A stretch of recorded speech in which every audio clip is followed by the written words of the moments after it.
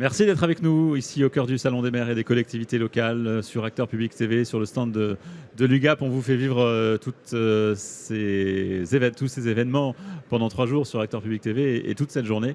On parle de l'offre Territoire de demain mise en place par l'UGAP avec une spécificité notamment sur l'anticipation des risques naturels. C'est l'objet de cette discussion maintenant. Avec moi sur ce plateau, Pascal Pradel. Bonjour. Bonjour. Vous êtes chef de projet à l'APAV, merci d'être avec nous. Avec nous également Thomas Lepotier, bonjour. Bonjour. Vous êtes commercial spécialisé en Smart City et territoires connectés au sein de SCC. C'est ça. Et puis Stéphane Zunino, merci d'être là. Bonjour. Bonjour, vous êtes directeur régional adjoint dans la région Auvergne-Rhône-Alpes à l'UGAP. Tout à fait. Merci d'être là. Alors, on va parler de comment cette offre justement permet de préparer les territoires et d'anticiper les risques naturels. Thomas Lepotier, il y a notamment un focus sur la détection des feux de départ. Quelle est l'offre qui est mise en place là-dessus ? Oui, sur les départs de feu, les sapeurs-pompiers s'équipent depuis une vingtaine d'années avec des systèmes de détection de départ d'incendie. On a vu la technologie énormément évoluer avec l'arrivée de l'IA il y a quelques années. Et avec les incendies en Gironde en 2022 notamment qui ont marqué l'entièreté de la population, les pompiers étaient déjà habitués à traiter ce genre de méga-feux, mais avec le changement climatique, ils sont de plus en plus fréquents et la population est de plus en plus sensibilisée à ça. Les sapeurs-pompiers déploient maintenant des solutions de détection de départ de feu. Donc jusqu'à 30 km, on peut repérer une fumée et intervenir rapidement.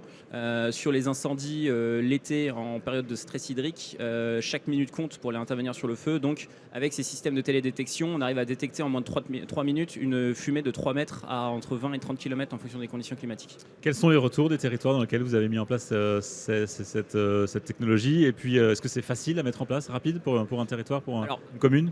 Facile et rapide à mettre en place, oui et non.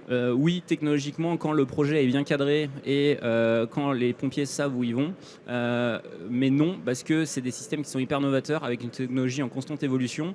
Et les sapeurs-pompiers n'ont pas tous la même capacité de déployer ce type de projet. Ils n'ont pas les mêmes effectifs en fonction de la taille du département, en fonction de la zone à défendre. Il y a des vrais écarts entre l'acculturation des SDIS. C'est pour ça que nous, SCC, on vient les accompagner là-dessus pour les aider à construire des cahiers des charges et leur proposer le système qui sera le plus adapté à leur territoire, mais également à leur budget.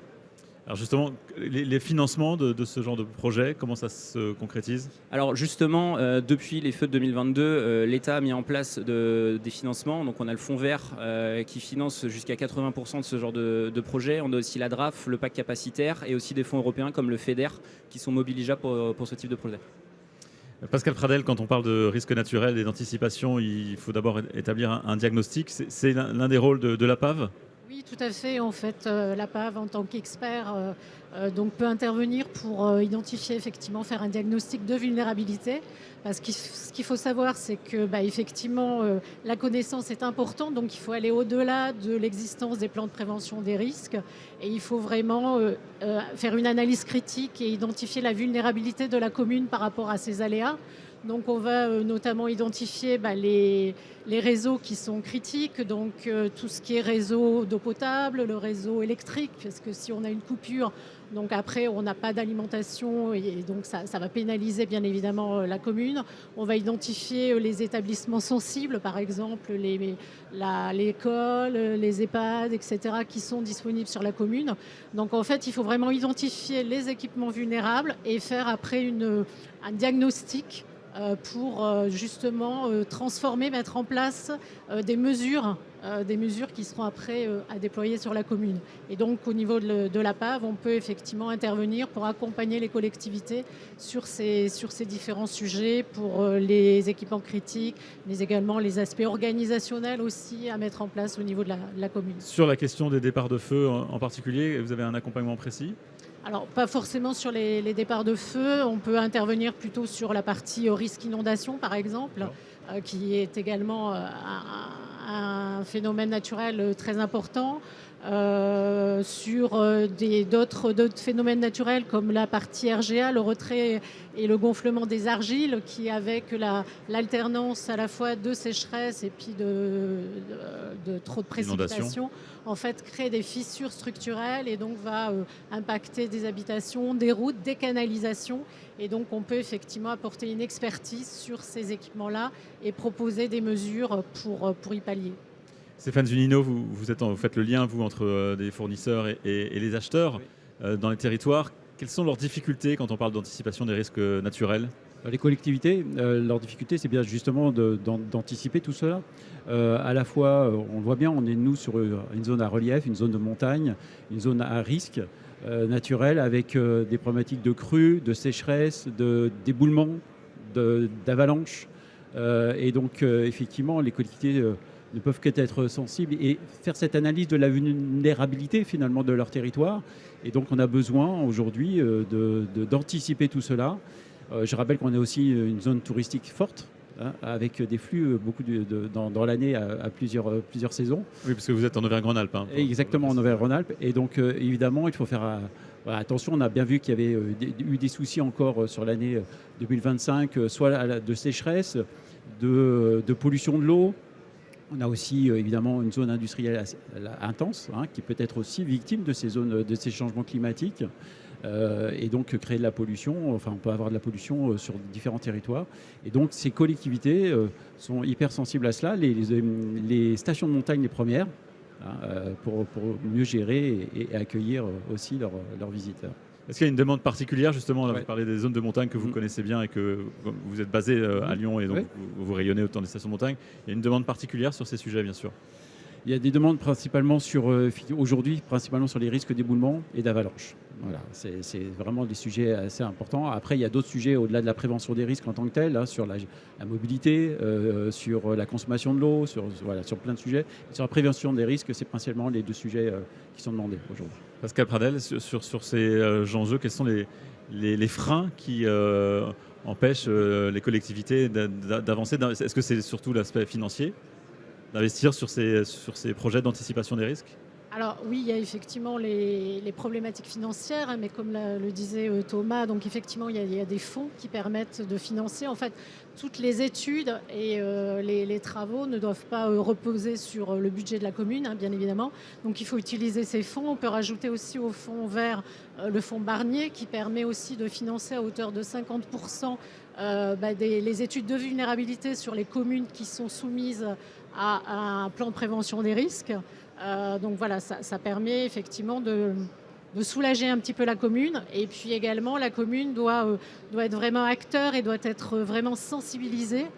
Donc il y a vraiment la culture du risque qui a inculqué, donc à la fois, elle est portée bien sûr par l'élu, mais il faut former les agents, mais également informer la population, puisque effectivement, chacun doit connaître son rôle et pouvoir agir efficacement en cas de crise, effectivement.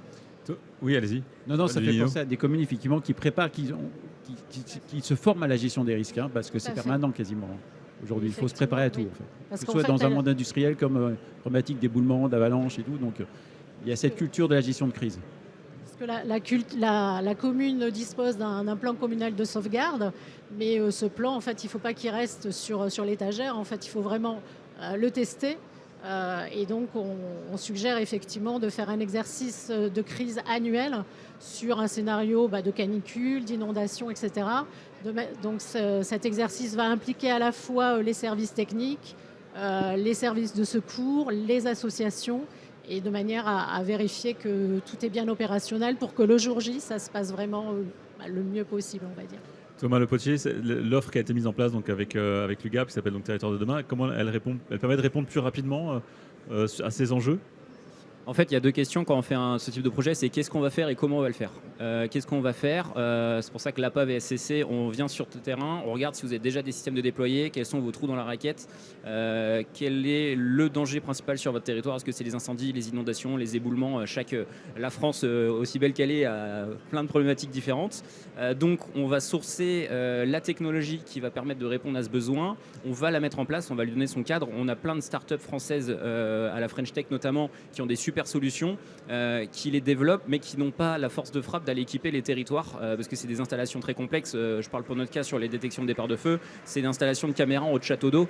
Donc une start-up de dev n'a pas forcément les compétences en interne, ni la crédibilité, si je puis dire, auprès des acteurs publics pour faire ce type de déploiement qui sont assez coûteux. Donc c'est là que STC, on prend la responsabilité technique et administrative du projet.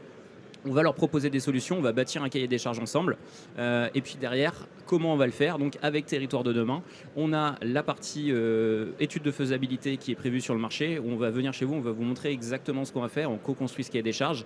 Et puis après, avec les différentes phases du marché, on va mettre en place petit à petit les systèmes qu'on a définis ensemble, que ce soit sur un domaine ou sur un autre, avec le but final de rassembler la donnée pour donner aux SDIS les moyens d'être le plus opérationnel possible, de ramener l'information au CTA CODIS, le centre de traitement des appels, dans un seul et même système pour éviter d'avoir un silotage, parce que qui dit silotage dit perte de réactivité lors des interventions et dans le secours à la personne, chaque minute compte. C'est très clair. Merci beaucoup à tous les trois d'être passés sur le plateau d'Acteurs Publics TV, ici installé au cœur du Salon des maires à Porte de Versailles. Merci de nous avoir suivis. On est là tout de suite dans quelques minutes pour une prochaine discussion ici au Salon des maires. À tout de suite.